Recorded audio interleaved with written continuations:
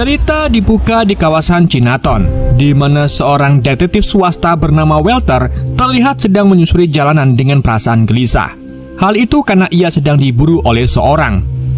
Walter pun segera mempercepat langkahnya dan memasukkan sebuah paket ke dalam kotak pos sebelum akhirnya lanjut berjalan ke arah sana. Namun begitu sampai di jalan utama, sebuah van biru tiba-tiba melaju kencang dan menabraknya dengan sangat keras. Walter pun tewas seketika, sedangkan mobil van itu langsung kabur dari lokasi kejadian. Sementara itu di Hawaii, James Haley, seorang komandan angkatan laut, sedang melatih timnya di kolam renang. Dalam latihan itu, tidak ada satupun dari mereka yang mampu bertahan di bawah air selama seperti dirinya. Saat James keluar dari kolam, tiba-tiba seorang tentara membawa kabar penting yang meminta James ke kamar mayat di sebuah rumah sakit. Sir. Setibanya di sana, James mendapati kalau Walter yang ternyata adalah ayahnya sudah tewas. Di situ polisi mengatakan bahwa Walter tewas akibat tabrak lari. Sorry for your loss. Di sore harinya saat di rumah, James mulai menyiapkan makan malam untuk keluarganya. Di situ, James memberitahu istrinya yang bernama Lela bahwa Walter telah meninggal akibat tabrak lari. Mendengar kabar itu, Lela pun menyarankan agar James memberitahu hal ini kepada adik tiri laki-lakinya yang bernama Johnny. Namun James mengingatkan bahwa mereka sudah tidak berbicara selama bertahun-tahun akibat pertengkaran mereka di masa lalu. Johnny don't take my calls. He needs to know his father died. Sementara itu di Oklahoma, Johnny, saudara tiri James sekaligus anggota polisi yang kena skor, pulang ke rumah dan mendapati pacarnya yang bernama Valentina hendak minggat. Valentina mengaku sudah muak hidup dengan James yang orangnya ngelalu. Bahkan Johnny juga lupa kalau hari ini adalah hari ulang tahunnya. Johnny pun meminta maaf dan bersumpah akan berubah. Permintaan itu pun membuat Valentina hampir luluh. Namun keputusan Valentina sudah matang dan langsung pergi dari hadapan Johnny. Idiota. Portuguese is basically Chusinho. Di malam harinya, Johnny menerima telepon dari Lela, istrinya James, yang memberitahunya bahwa Walter telah meninggal dunia dan meminta Johnny untuk hadir di pemakamannya besok siang. We're hoping you'll come. Saat Johnny pergi ke kamar mandi, tiba-tiba dua pria muncul dari belakang dan menodongkan pistol ke lehernya. Hello? Kedua pria itu menuntut paket yang dikirim oleh Walter. Johnny pun kebingungan dan mengatakan bahwa ia tidak tahu apa-apa, bahkan mengaku belum pernah bertemu Walter sejak kecil. Dan sebagai ancaman, mereka pun menunjukkan tato Yakuza di tubuh mereka dan berjanji akan membunuh Johnny jika paket itu tidak ditemukan. Saat kedua pria itu lengah, Johnny pun langsung menyerang mereka dan pertarungan brutal pun terjadi.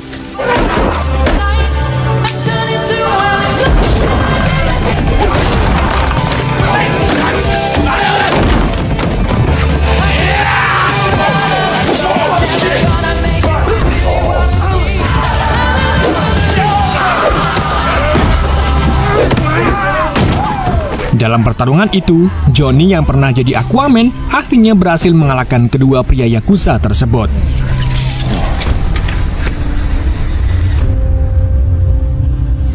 Keesokan harinya, di pemakaman Walter, James menyadari ada sesuatu yang aneh, di mana pemakaman itu banyak anggota Yakuza dan geng-geng sindikat kejahatan hadir di pemakaman ayahnya. Di saat itu juga, Johnny tiba-tiba datang. Namun bukannya berdoa, Johnny dan James malah saling padu dan ejek nama orang tua. We're good. I was worried this would be awkward. Haven't decided yet.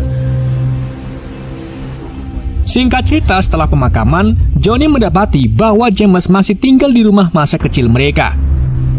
Disitulah terungkap bahwa Walter ternyata berselingkuh dari ibu James dan memiliki anak, yaitu Johnny, dari hubungan gelap tersebut. Kim, it broke up my family. This should be fun. Saat mereka makan siang bersama, keluarga itu bertemu dengan Gubernur Peter. Hal itu karena saudara tiri Johnny atau adik James bernama Nani bekerja untuk Peter. Johnny kemudian mengungkapkan bahwa kedatangannya ke sini tidak untuk memperbaiki hubungan dengan James, melainkan untuk menemukan pembunuh Walter. James pun bersikeras bahwa kematian Walter akibat pengemudi mabuk yang melarikan diri. Namun Johnny langsung membantahnya dengan menceritakan serangan Yakuza yang ia alami semalam yang menuntut sebuah paket. Bukannya percaya, James malah menuduh Johnny selalu membawa masalah kemanapun ia pergi. Johnny pun membalasnya dengan menyebut bahwa James tidak pernah membantunya saat ibu mereka dibunuh, dan sampai saat ini pelakunya belum ditemukan.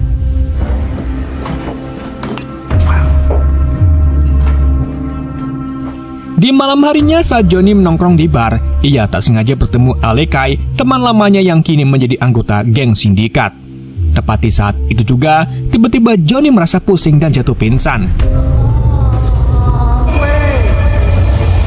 Ketika John tersadar, ia baru menyadari bahwa Alekai telah memasukkan obat penenang ke dalam minumannya.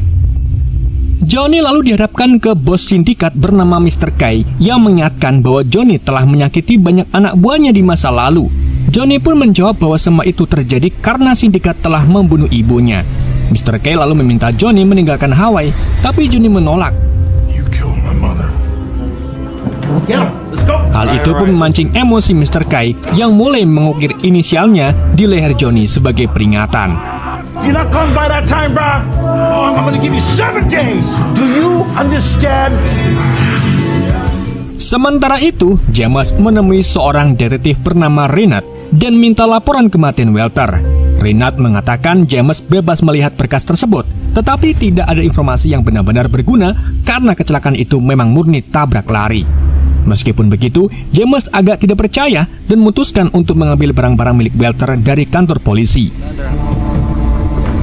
Disitulah James menemukan sebuah pisau dan dompet berisi kertas dengan daftar kata-kata aneh yang tampak seperti sandi.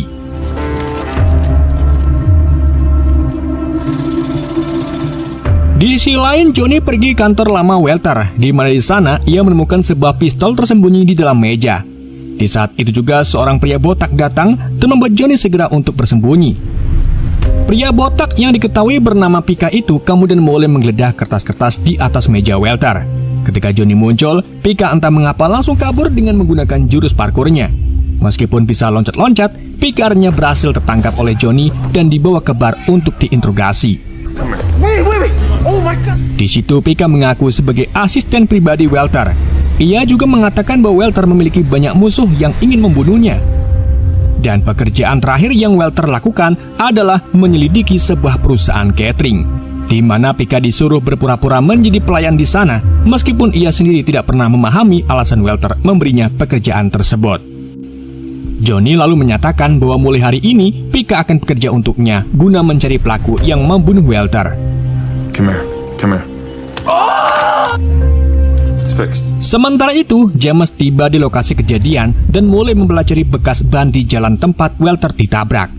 Tak jauh dari sana, James melihat sebuah kamera pengawas yang terpasang di sebuah tempat rom-roman. Ia pun masuk ke dalam dan mencoba menawarkan uang kepada pemilik toko sebagai imbalan untuk melihat rekaman CCTV. Namun pemilik toko itu menolak, sehingga James pun langsung mencabut tindiknya yang terpasang di kedua pentilnya. Story, you fucking squid. Sementara itu, Johnny dan Pika kembali ke rumah kantor Walter dan menemukan sebuah papan selancar. Saat Johnny mengambil papan itu, tiba-tiba sebuah cetak biru misterius jatuh dari balik papan.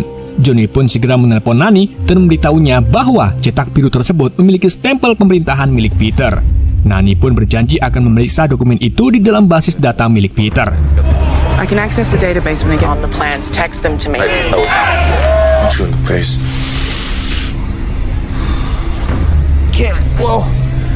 Dalam kemudian, tiba-tiba James datang. Reacted. James kemudian memperlihatkan sebuah flash drive yang berisi rekaman kamera keamanan dari toko rom-roman kepada Johnny. Dalam rekaman itu, keduanya menyadari bahwa mobil van itu tidak memiliki plat nomor. Pengemudinya juga tidak pernah membanting setir untuk menghindar. Dari situlah Johnny pun langsung berkesimpulan bahwa tabrakan itu disengaja. Johnny lalu menyuruh Pika mencari informasi tentang perusahaan catering, tempat pekerjaan terakhir Walter. Sedang dirinya dan James pergi menggunakan mobil untuk mencari kendaraan van tersebut. Bro, stop talking to me. Di tengah perjalanan, tiba-tiba mobil mereka ditabrak oleh kendaraan besar. Dan ternyata itu ulah geng Yakuza yang secara langsung menembaki mereka. Dalam aksinya itu, Johnny mencoba membalas menembaki mobil musuh. Namun jendela mobil mereka ternyata anti peluru.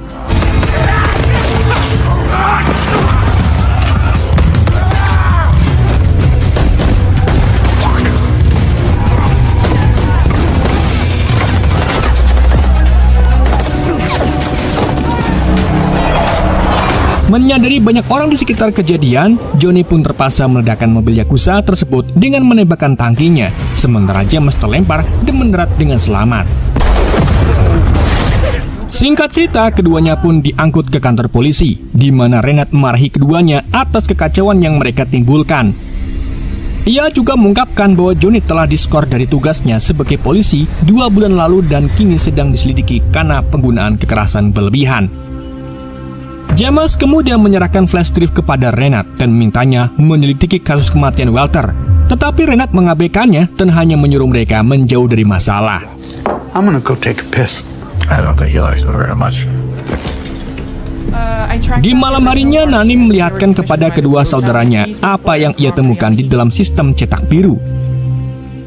Ternyata cetak biru itu berisi denah bangunan kasino yang akan dibangun di sisi timur pulau. Bangunan itu juga dipesan oleh seorang pria bernama Marcus, pemilik tempat wisata mewah di berbagai negara. Dan untuk mengetahui semuanya, mereka pun sepakat untuk mencari informasi di lokasi denah tersebut yang juga akan ada acara penggalangan dana tahunan besok pagi yang diadakan oleh Mr. K. Go to the motel so I get some rest. Yeah. Keesokan harinya, kedua bersaudara itu kemudian pergi ke lokasi pembangunan kasino menggunakan motor. Namun sampai di sana, mereka mendapati tempat itu bukanlah area konstruksi, melainkan sebuah desa Hawaii yang telah menjadi milik masyarakat setempat selama berabad-abad. Di saat itu juga, Johnny menerima telepon dari Pika yang memberitahu bahwa polisi telah menemukan van biru yang menabrak Walter tenggelam di tepi laut. Tanpa pikir panjang, keduanya pun segera pergi ke lokasi dan mendapati bahwa polisi juga menemukan mayat seorang akuntan pemerintah di dalamnya. Di saat itu juga, Renat datang dan menunjukkan daftar seluruh van biru yang terdaftar di Hawaii. You're not a cop here, as in not yours. Setelah Renat pergi, Johnny meminta Pika meneliti nama Hayashi Import yang merupakan pemilik van biru tersebut. Di saat itu juga, Pika mendapat notif bahwa 1 jam lagi ada pesta besar-besaran di rumah Marcus yang bakal dihadiri banyak orang berpengaruh termasuk geng Yakuza. Dan untuk masuk ke sana, Pika pun memiliki ide, yaitu menyamar menjadi pelayan. Don't worry, I'm not a caterer. Of course you know the kid. Singkat cerita, ketiganya pun masuk ke pesta itu dengan menyamar sebagai pelayan. Namun bukannya mencari siapa pemilik Hayashi Import, Johnny malah mendekati seorang wanita cantik bernama Monica. Setelah mengetahui kalau Johnny adalah putra Walter, Monica pun mengungkapkan bahwa ia adalah istri Marcus dan sedang ingin bercerai. Untuk melindungi dirinya dari Marcus, Monica pun mempekerjakan Walter untuk melindunginya. Dan karena di sini banyak orang, Monica pun minta Johnny datang ke apartemennya nanti besok untuk menceritakan semuanya. Sementara itu, James yang sedang ngasai ajang diam-diam mengambil kartu kredit seorang Yakuza bernama Nakamura dan menemukan nama Hayashi Import tercetak di kartu tersebut. James pun langsung bertanya kepada Nakamura, apakah Hayashi Import kehilangan sebuah van biru. Mendengar hal itu, Nakamura pun langsung marah dan mengancam James sebelum akhirnya pergi. Tak lama setelah itu, beberapa penjaga bersenjata mengepung Johnny dan James. Keduanya lalu dibawa ke hadapan Marcus yang curiga gerak-gerik mereka. Di situ Johnny entah mengapa langsung menuduh Marcus sebagai pelaku yang menewaskan ayahnya. Marcus pun langsung membantah tuduhan tersebut dan menjelaskan bahwa ia malah menyewa Walter untuk memastikan apakah Monica berselingkuh, mengingat Monica ini ingin cerai dengannya. Di saat itu juga, Johnny memperhatikan sebuah serbet berisi 2 jari manusia. Dari situlah ia tahu kalau Marcus tergabung dalam geng Yakuza. Setelah itu, Johnny dan James pun pergi dari hadapan Marcus.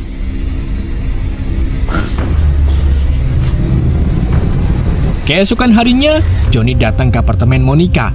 Tetapi yang ia temukan justru ambulan polisi dan kerumunan orang. Dan ternyata Monica sudah tewas dengan kondisi mengenaskan di atas sebuah mobil.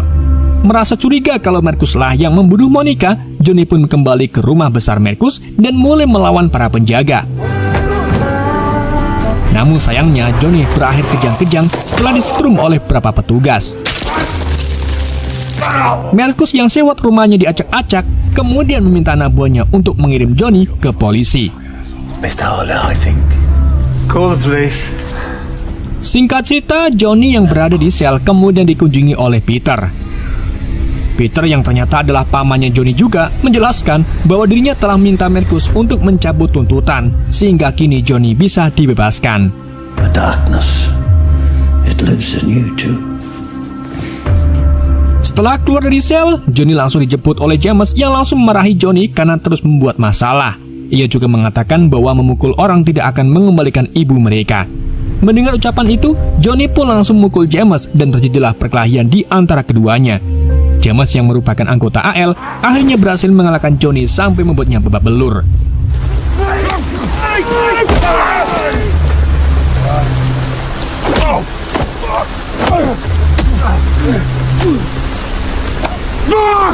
Fuck is wrong with you?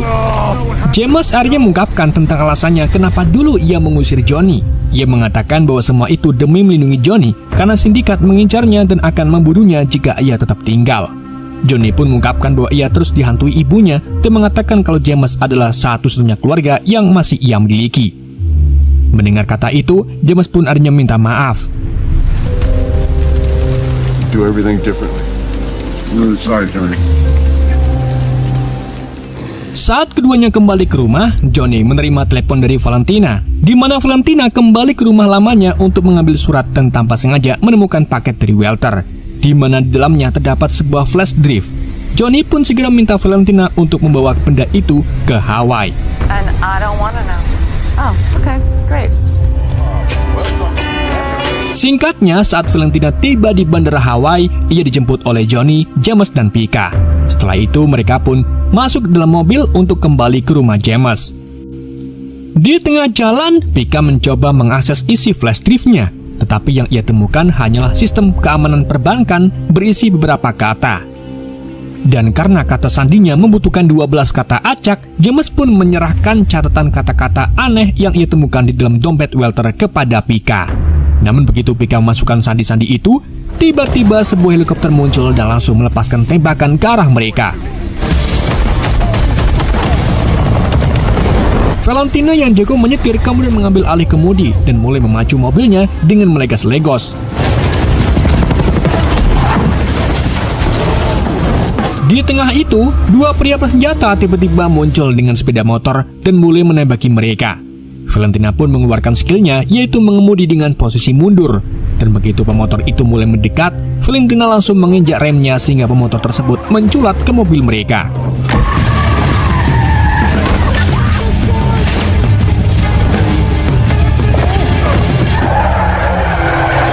Ketika salah satu pria mencoba menyerang Valentina, Johnny segera menarik lengannya sekuat tenaga, hingga akhirnya pria itu pun tewas dengan cara yang mengenaskan. Begitu pula dengan pria satunya lagi yang tewas dikesutna ke aspal oleh James.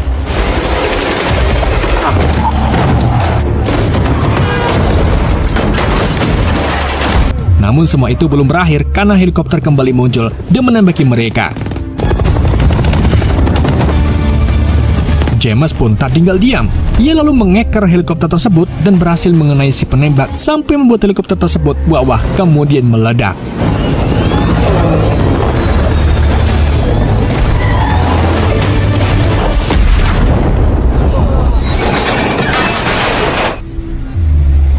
Oh my God, I'm so good.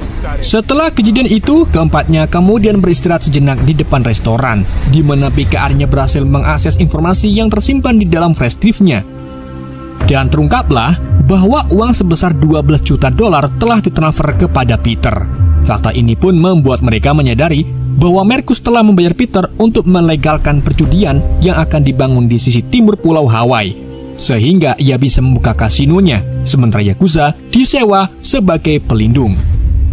Jadi saat Walter dipekerjakan Marcus untuk menyelidiki apakah Monica berselingkuh, ia tanpa sengaja menemukan konspirasi besar ini. Menyadari rahasianya terancam terbongkar, Peter pun memilih membungkam semua pihak yang terlibat dengan cara membunuh mereka satu persatu, termasuk Peter, Monica, dan seorang akuntan yang ditemukan tewas di dalam mobil van-nya. Dan bisa disimpulkan bahwa semua ini ulah dari Peter, Yakuza, dan Marcus.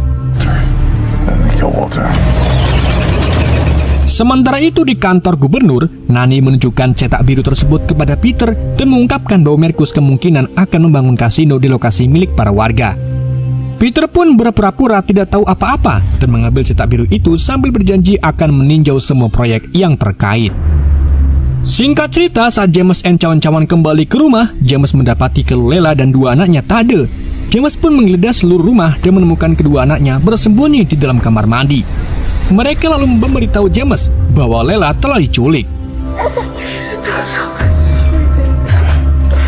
Tak lama kemudian, Marcus menghubungi Johnny melalui video call, di mana di situ Marcus melihatkan Lela dan Nani yang terikat di ruang bawah tanah di rumah Marcus. Sebelum menutup teleponnya, Marcus menuntut agar kedua bersaudara itu membawa flash drive sebagai imbalan atas nyawa kedua wanita tersebut. Tak terima istrinya disandra, James pun membuka gudang persenjataan dan mulai mengambil berbagai macam senapan bersama Johnny.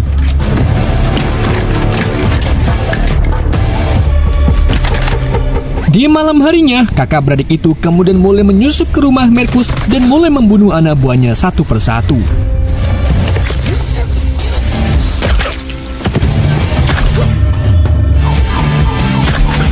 Di tengah aksinya itu, James mencoba menembak seorang pria di lantai 2, tetapi kaca jendelanya ternyata anti peluru.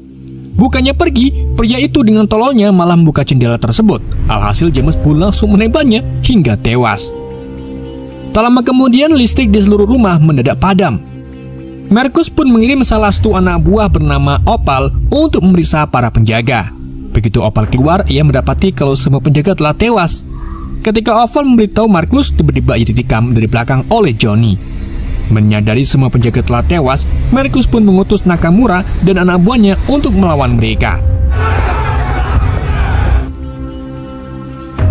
Para anak buah Nakamura lalu bertemu James dan terjadilah pertarungan.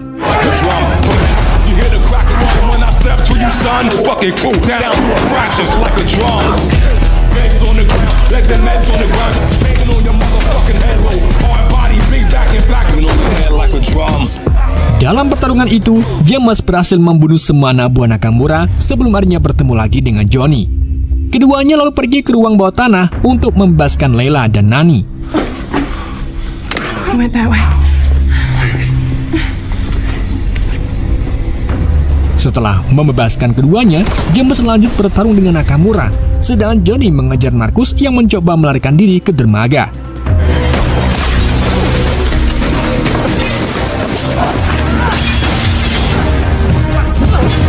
Dalam pertarungan, Nakamura menggunakan berbagai macam senjata untuk mengalahkan James. Namun semua itu percuma karena James orang yang terlatih dan akhirnya James berhasil membunuh Nakamura.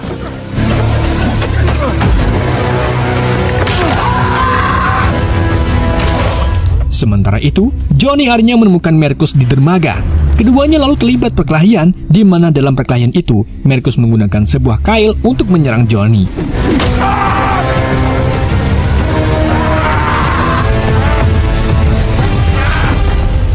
Marcus lalu lanjut mengambil kembali pistolnya, namun tanpa ia sadari kalau ternyata Johnny sudah mengaktifkan granat di atas drum minyak. Alhasil ledakan itu pun membunuh Marcus sedangkan Johnny terlempar ke laut.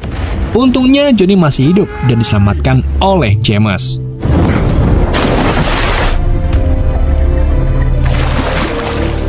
Keesokan paginya, Renard menangkap Peter di depan umum dan semua konspirasi yang selama ini tersembunyi akhirnya terbongkar. Nani, I was trying to protect you. Don't turn your back on me now.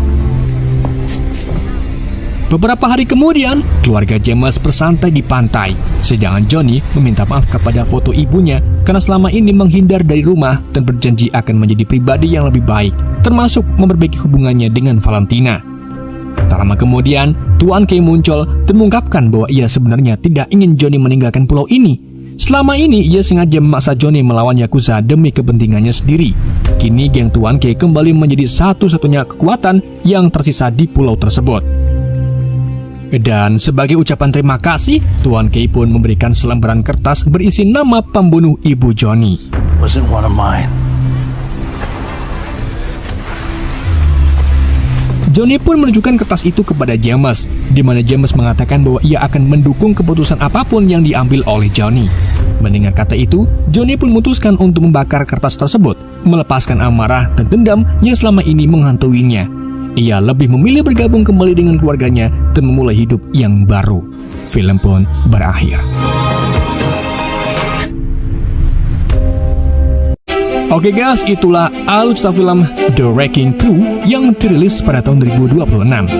Semoga kalian terhibur dengan alur cerita yang saya bawakan. Mohon maaf jika ada kesalahan dalam penyampaiannya ataupun penyebutan nama. Sekian dari YND, sampai jumpa di video berikutnya.